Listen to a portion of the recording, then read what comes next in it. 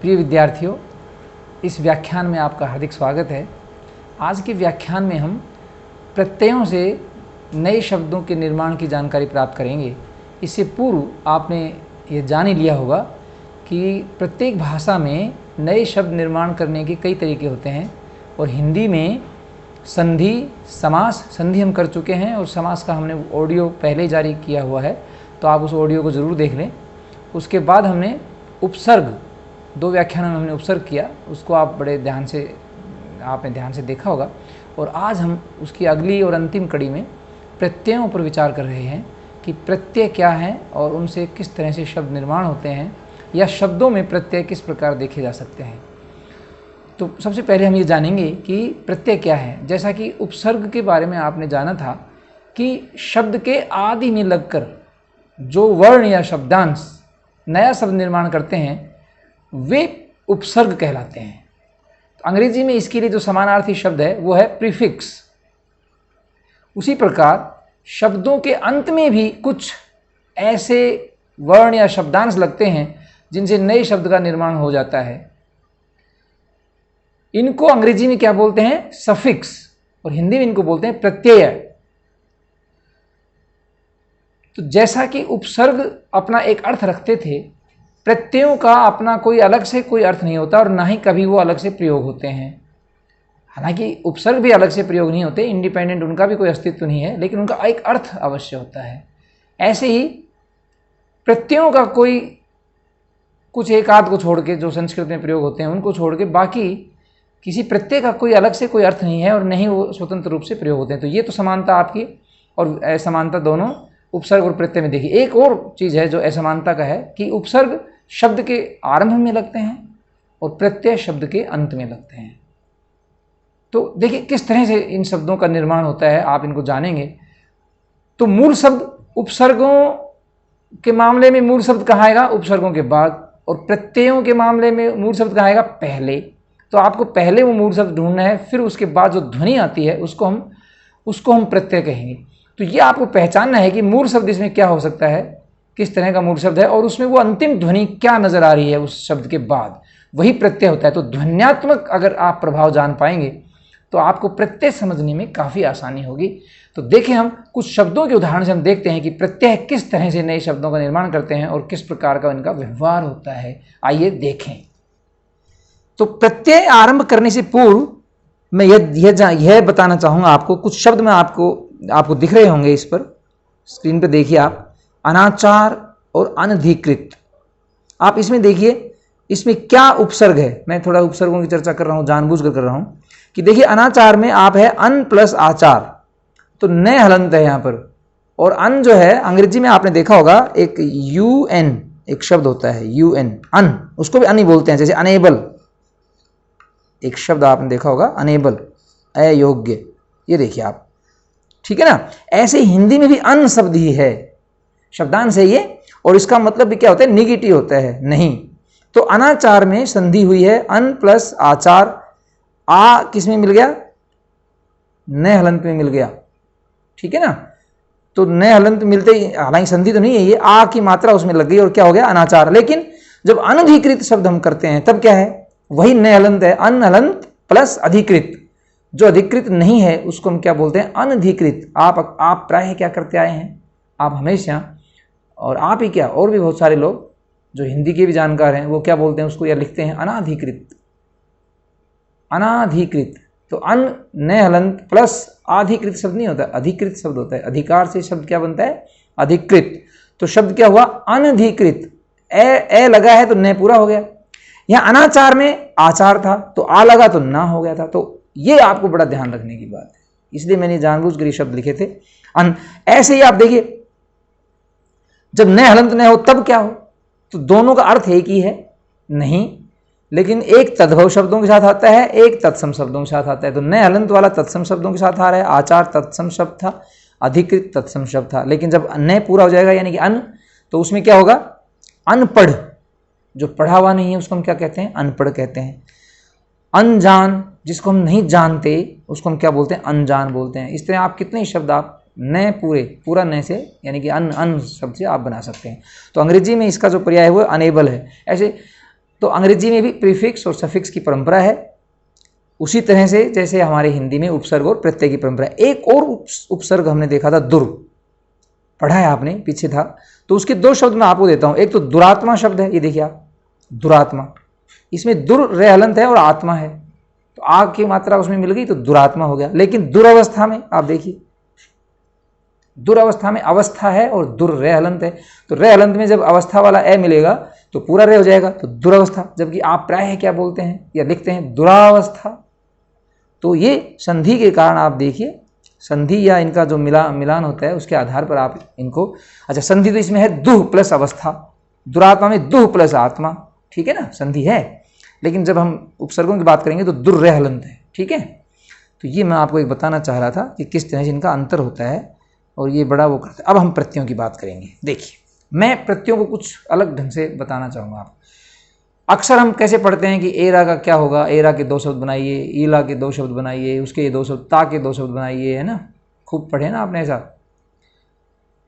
औता के दो शब्द बनाइए, आन के दो शब्द बनाइए, आव के दो शब्द बनाइए, ऐसे पढ़े होंगे। मैं उल्टा इसको, इसके क्रम को उल्टा करता हूँ। मैं आपको शब्द देता हूँ और फिर आपको, आपके साथ में ये चर्चा करता रहूँगा कि इसमें क्या प्रत्यय हुआ। देखिए, हम एक शब्द लेते हैं गायक। गायक में, गायक कौन होता है आप ये तो पता ही लग गया होगा, गायक होता है गाने वाला, यानी कि गायन करने वाला। आप कहेंगे कि गायन में भी प्रत्यय है, तो हम कहेंगे गाने वाला, ठीक है ना। तो गाने वाला, अब देखिए आप, तो इसका मतलब कोई शब्द होगा गायन या गाना, ठीक है। तो गाना में तो हम गायक नहीं लिखेंगे, तो गायन है ये। दरअसल गायन में हमने कै प्रत्यय लगाया तो वो क्या बना, गाने वाला, ठीक है ना। जो गाना गाता है उसको हम क्या बोलते हैं, गायक बोलते हैं। तो कै प्रत्यय इसमें निकला। कई बार हम इसको अक प्रत्यय भी कह सकते हैं, क्योंकि इसमें जो ध्वनि लास्ट में आ रही है ना, गायन में जो ध्वनि आई वो क्या आई है, अक या कै, ठीक है। ऐसे और शब्द देखिए आप, जैसे कि पाठक। पाठक कौन होता है, पठन करने वाला, यानी कि पढ़ने वाला, अगर हम तद्भव शब्द देखें तो। और संस्कृत में देखें तो पठन करने वाला, पाठन करने वाला, उसको हम क्या बोलते हैं, पाठक, कै प्रत्यय हो गया। ऐसे वाचक शब्द है, आप देखिए आप, ऐसे लेखक शब्द है। लेखक कौन होता है, लिखने वाला, तो लेख में कै प्रत्यय जुड़ गया, लेखक हो गया। वाचन में कै प्रत्यय जुड़ गया, वाचक हो गया। ऐसे कितने ही शब्द आपके, जैसे रंजक, रंजक शब्द आपने कम सुना होगा, रंज मतलब रंग, रंगने वाला, तो उसको हम क्या बोलते हैं, रंजक बोलते हैं। कै, तो कै का अर्थ जो, अगर मैंने अभी बताया था ना कि कुछ तत्सम शब्दों में प्रत्यय का भी अर्थ निकल सकता है। जैसे कै का निकला करने वाला, कर्ता, ठीक है। तो जिस पे भी आगे आप कै या अक ध्वनि देखें जिस भी शब्द के सामने, तो समझ लीजिए कि वो कर्ता है। तो यहाँ गायन करने वाला, कर्ता मतलब करने वाला, गायन करने वाला, ये क्रिया भी, गाना भी है, गाना, गाना, गाने वाला, ओके। अब देखिए एक शब्द है भिक्षुक। इसमें आप देखिए भिक्षा शब्द आपको ध्यान में आ गया होगा। तो फिर अंतिम ध्वनि क्या नजर आ रही है इसमें, देखिए आप, भिक्षा में अगर कोई ध्वनि अगर नजर आ रही है इसमें, तो वो क्या आ रही है, उक। तो प्रत्यय इसमें क्या हो गया, उक। मैंने बताया ना कि प्रत्यय शब्द के अंत में रहते हैं। तो भिक्षा शब्द अगर हमें ध्यान में आ गया तो उक को पहचानने में कोई समस्या नहीं होनी चाहिए। भिक्षुक के बाद अगर कोई शब्द आप ढूंढें तो क्या लिखेंगे आप, चाबुक, भावुक, ठीक है ना। जो भावनाओं में, जो जल्दी भावुक, जो भावनाओं में जल्दी बह जाते हैं उसको हम क्या बोलते हैं, भावुक बोलते हैं, ठीक है ना। अब देखिए आप अगला, तैराक। अब आप देखिए तैरना शब्द आपके ध्यान में आ गया होगा। तो तैरना में क्या क्या ध्वनि नजर आ रही है आपको, देखिए यहाँ पर, यहाँ देखिए आप, तैरना में जो ना वगैरह हट गए तो उसकी जगह एक ध्वनि नजर आ रही है हमें, आक। तो यहाँ क्या प्रत्यय हो गया, आक प्रत्यय हो गया, ठीक है ना। तो तैरना शब्द हो गया, इसमें तिरना या तैरना दोनों आप लिख सकते हैं, है ना, क्योंकि कई बार संज्ञा होती है और कई बार क्रियाएं होती हैं, तो किसी में भी ये लग सकते हैं, ठीक है। तो तिरना या तैरना में क्या लग गया, आक प्रत्यय लग गया, ओके। तो तैराक शब्द बन गया। एक शब्द और है जैसे चालाक, चालाक, चालबाजी करने वाला, ठीक है ना। ये भी दरअसल अक जैसा ही है, कै जैसा ही है। तैरने वाला, ये क्रिया करने वाला जो है ना, आक। तो कई बार कै प्रत्यय लगता है या अक या आक प्रत्यय लगता है, दोनों अर्थ एक जैसे देते हैं ये, ओके। तो चालाक में देखिए आप, चालबाजी करने वाला, चाल करने वाला, चाल चलने वाला, उसको क्या बोलते हैं, चालाक बोलते हैं, है ना। जैसे खुराक शब्द है, जो जो खाने से हमें पोषण देती है उसको हम क्या बोलते हैं, खुराक बोलते हैं। ठीक है, अब देखिए आप अगला पढ़ाई। पढ़ना शब्द आपके ध्यान में आ गया होगा। पढ़ना, पढ़ाई में तो क्या अंतिम ध्वनि क्या नजर आ रही है आपको? पढ़ना के साथ आप देखिए ना तो हट गया, तो एक अलग ध्वनि नजर आ रही है आपको, बनाया हमने आई, बड़ी ई है, ध्यान देना जरा इस। जैसे मीठा से हमने मिठाई शब्द बनाया, पढ़ना से पढ़ाई शब्द बनाया, तो मीठा तो संज्ञा शब्द था ना, विशेषण शब्द था, उससे हमने मिठाई बना दिया। पढ़ना क्रिया शब्द था, क्रिया के साथ हमने आई प्रत्यय लगाया तो पढ़ाई बन गया, है ना। आप ऐसे लड़ाई कर सकते हैं, लड़ना, लड़ना शब्द में आप जो आई प्रत्यय लगाएंगे, बड़ी ई है ये, तो क्या हो जाएगा, लड़ाई। ठीक है ना, ओके। लेकिन जैसे मैं एक शब्द कहूं बोली, मीठी, इनमें आई नहीं है, इनमें आई की ध्वनि नहीं है, इनमें किसकी ध्वनि है, मीठा में ई की ध्वनि है, बोलना में ई की ध्वनि है, बोली बड़ी ई, मीठी। ठीक है ना, ऐसे आप। लेकिन खटाई में, खटाई में खट्टा शब्द है और उसमें हमने क्या प्रत्यय लगाया, आई, तो आई प्रत्यय और ई प्रत्यय एक जैसे से नजर आएंगे आपको, लेकिन इनमें अंतर बहुत है, बनाने में भी और शब्दों के संरचना में भी। ठीक है ना, तो एक में आई प्रत्यय है और दूसरे में ई प्रत्यय, बड़ी ई। ठीक है ना, जैसे जैसे आप शब्द बोलते हो तंगी, तंग जो शब्द है उसमें हमने ई प्रत्यय लगाया तो क्या हो जाती है, तंगी हो जाती है। जैसे आर्थिक तंगी है भाई इसको, है ना, पैसों की बड़ी तंगी झेल रहा है ये, तो उस तरह से एक शब्द बनता है। अब अगला देखिए आप, मिलान। आप देखिए मिलान में मिलना जो शब्द है उसमें हमने क्या लगा दिया, एक नई ध्वनि जुड़ गई, आन। ये जो यहाँ आपको पता लगता है, मिलना में एक नई ध्वनि जुड़कर एक नया शब्द बन गया मिलान, तो ध्वनि क्या निकली, वो आन।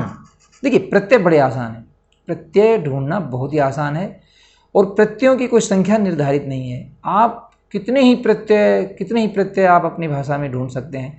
इसलिए कोई संख्या निर्धारित होती तो हम सभी प्रत्ययों का अध्ययन कर लेते। तो आपको सिर्फ एक मैकेनिज्म और एक पहचान के लिए मैं आपकी जानकारी के लिए बता रहा हूं, ताकि आप आसानी से प्रत्ययों को ढूंढ सकें शब्दों में, या उन प्रत्ययों से और शब्द आप बना सकें, ऐसी आप में सामर्थ्य आ जाए। तो मिलान में आप देखिए, ठीक है ना, ऐसे एक शब्द होता है महान, मह शब्द जो है महत्व वाला मह, उसमें हमने आन प्रत्यय लगा दिया तो क्या हो गया, महान हो गया।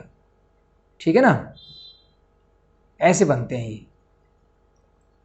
आगे देखिए चिंतन। चिंतन में आपको पता होगा कि शब्द क्या है, पता लग गया होगा, चिंत्या, और उसमें एक जो ध्वनि नजर आ रही है, देखिए आप चिंत्या में जो ध्वनि नजर क्या आ रही है लास्ट में, अन, चिंतन, जैसे वहां अक था ना, ऐसे ही चिंतन, चिंत्या करना, इसको हम क्या बोलते हैं, अन प्रत्यय बोलते हैं। और शब्द बताइए, जैसे मनन। मनन का मतलब होता है मन में सोच विचार करना, उसको हम क्या बोलते हैं, मनन। ठीक है ना, ऐसे खनन, खोदना, चिंत्या करना, मनन मतलब मन में सोचना, और खोदना खनन, तो ऐसे ही आप शब्द बना सकते हैं अन से। तो ये अन प्रत्यय ने पूरा ध्यान रखना इसमें। ठीक है ना, अब आगे देखिए, और ये प्रत्यय जो है हमारी भाषा की समृद्धि में बड़े उपकारी सिद्ध हुए। हमने तरह तरह के शब्द बनाए, हालांकि इसमें जातीयता की गंध आती है। आप कहेंगे कि ये क्या कह रहे हैं सर आप, जातीयता का मतलब कि खास क्षेत्र में खास जातियों के नाम भी प्रत्ययों के आधार पर बना दिए गए, किसी को छोटा साबित करने के लिए, किसी को बड़ा साबित करने के लिए इन प्रत्ययों का बड़ा प्रयोग किया गया। ठीक है ना, तो बड़े नेगेटिव सेंस में भी प्रत्यय प्रयोग हुए, लेकिन शब्द तो शब्द चले। अब हमें उन शब्दों का अध्ययन तो करना ही है, क्योंकि वो शब्द चल रहे हैं हिंदी में, ये सारे शब्द अच्छे आ रहे हैं अभी तक आपके सामने। अब देखिए जैसे मोटापा, मोटा शब्द आप समझ गए होंगे, मोटा विशेषण शब्द है, और इसमें हमने जो ध्वनि नजर आ रही है क्या है, वो आपा। तो क्या शब्द हुआ, आप एक शब्द और आप ढूंढिए, मोटापा में आपा है, तो एक शब्द आपा जिसमें आए वो क्या होगा, जैसे बुढ़ापा, बूढ़ा, और फिर उसमें आपा प्रत्यय लग गया, क्या हो गया, बुढ़ापा। छोटी यू की मात्रा हो गई है, ये भी ध्यान देना जरा। बूढ़ा में बड़े यू की मात्रा है, लेकिन जब बुढ़ापा उसका प्रत्यय बना तो क्या हो गया, बुढ़ापा, छोटे यू की मात्रा होगी, और ये अवस्था का नाम हो गया। ऐसे मोटापा अवस्था का नाम है, शरीर जब मोटा हो जाता है तो उसको हम क्या बोलते हैं, मोटापा आ गया इसमें। ठीक है ना, ऐसे पूजापा, पूजा का जो भाव है उसको, पूजा की जो अवस्था है उसको हम क्या बोलते हैं, पूजापा बोलते हैं। अब देखिए आप आगे, जैसे बिटिया, बड़ा शालीन शब्द है और बड़ा अच्छा लगता है, हम जब बेटी को बिटिया बोलते हैं किसी को, तो एक करुणा अलग ही उमड़ पड़ती है, एक स्नेह जो है अलग ही उमड़ पड़ता है। तो ईया प्रत्यय जो है खासकर उत्तर प्रदेश के पूर्वी भागों में बड़ा बोला जाता है, बिटिया।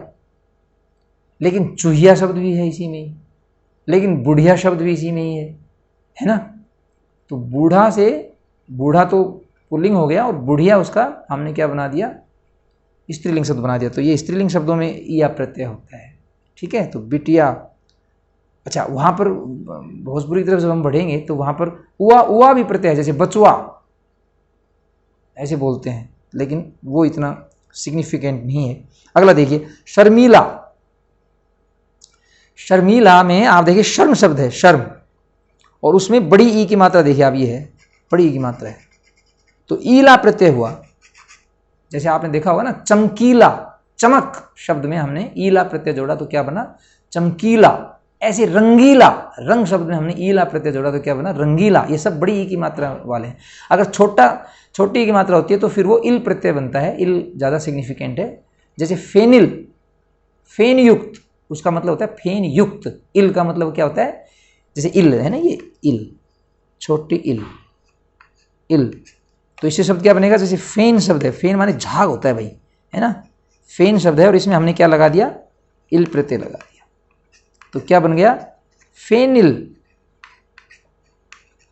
झाग युक्त, ठीक है ना। ऐसे एक शब्द और देता हूं आपको, सरल शब्द देता हूं, और वो है बोझिल। बोझिल, बोझ युक्त, अवस्था भी होती है, वस्तु भी होती है बोझिल, व्यक्ति भी बोझिल हो जाता है।